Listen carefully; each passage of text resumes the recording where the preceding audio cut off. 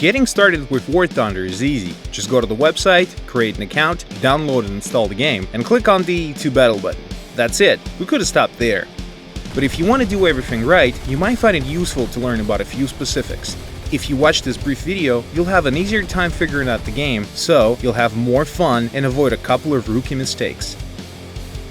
So, how do you get started in War Thunder? The first thing you do is choose the type of war machines you want to play, planes or tanks. Then, pick a country. There are 5 at the moment: the United States, Germany, the Soviet Union, Great Britain, and Japan. The Americans boast a wide selection of weapons, as well as some of the most formidable bombers. The Germans are masters of the boom and zoom, and often dominate at higher altitudes. The Soviet Air Force has the advantage in high-speed dogfights at low and medium altitudes. The Brits are even across the board. And the Japanese Air Force is exceptionally maneuverable at lower altitudes. Needless to say, this isn't the last step, but it's an important one. You can't unlock other countries until you've completed 10 sorties. Moreover, after your first battle, you'll be offered, and this happens only once, a free premium aircraft. This plane gives you a decent bonus to research points and in-game currency, and it belongs to whichever country you selected at the beginning. So, let's choose the USA. The first thing you will see is a brief tutorial. It'll show you how to drive or fly and shoot. You should at least know the basics before you take off, right? Give it a couple of minutes, and then you can get right into the action. This is your hangar. Your available vehicles are displayed here. At a first glance, the interface looks a little complex, so let's take a closer look. The first thing you'll notice is this hefty To Battle button, but we're not quite there yet. First, let's set up the controls in the menu tab. Tank and plane controls can be set up either manually or using a convenient wizard tool.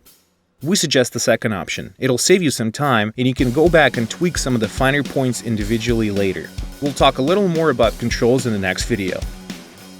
You can find the list of all available vehicles in the Research tab. The aircraft research screen is called Aviation, and the ground vehicle screen is dubbed Army.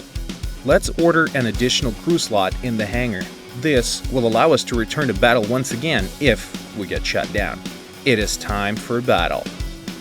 There are currently 3 available combat modes. Arcade is basic and exciting, and you can bring in new planes if you get shot down so you can fly back into the fray. Realistic mode is a little harder, and each player only gets 1 life. Simulator mode is a realistic option for really hardcore pilots. It only allows for cockpit view. There's no third-person camera. If you dig a little deeper, you'll find that the differences between the various modes are a bit more substantial and actually run deep into the game's physics, but we'll provide more details about these in future videos. For now, let's choose the arcade and try to punish somebody.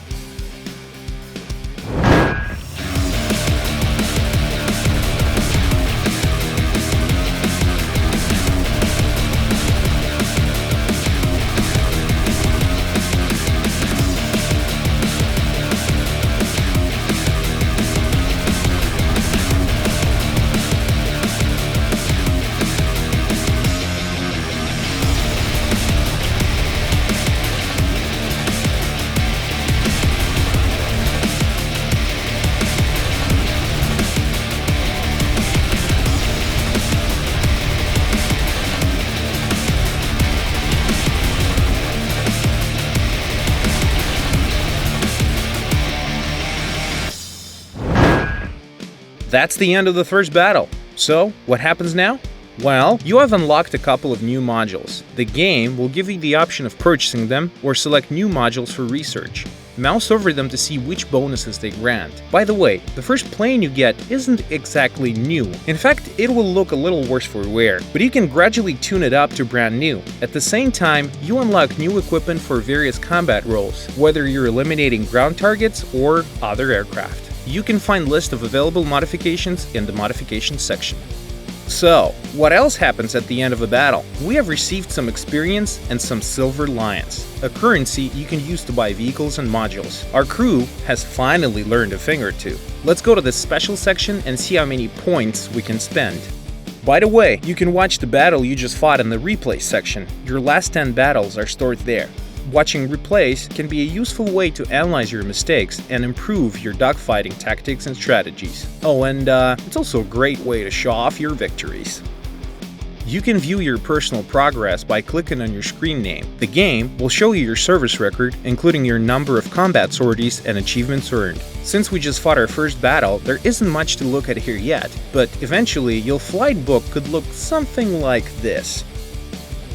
So, that's it for the aircraft. All War Thunder players also have access to tanks. There are 3 countries with ground vehicles right now: Germany, the USA, and the USSR. Tank and air battles share the same game client. The hangar works exactly the same way, except you have to select tank battles before you click the To Battle button. Tank battles also have 3 modes: arcade, realistic, and simulator. Let's start with the arcade mode.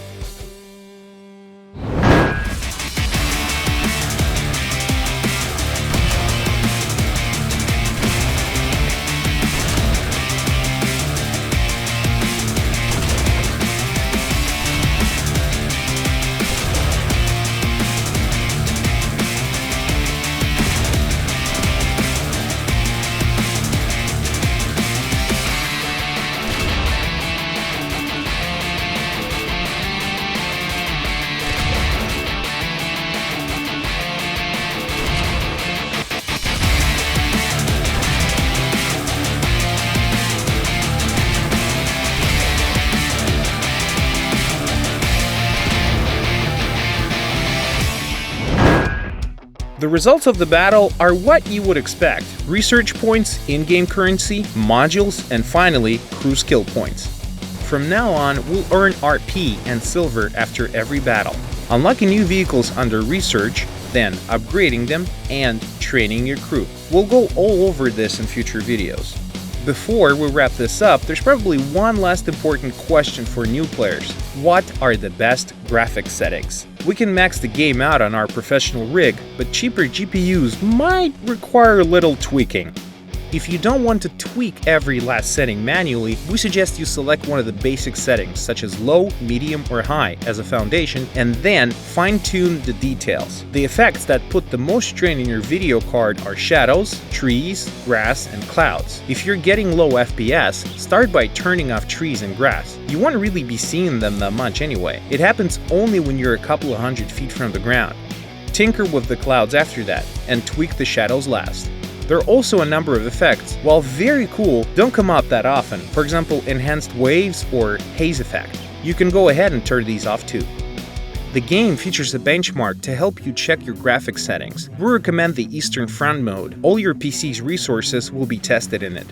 The benchmark tool will play a handful of combat scenes of varying degrees of complexity, then give you a result, including the average and minimum frame rates. Try to maintain a minimum frame rate of 30 FPS for an optimal experience.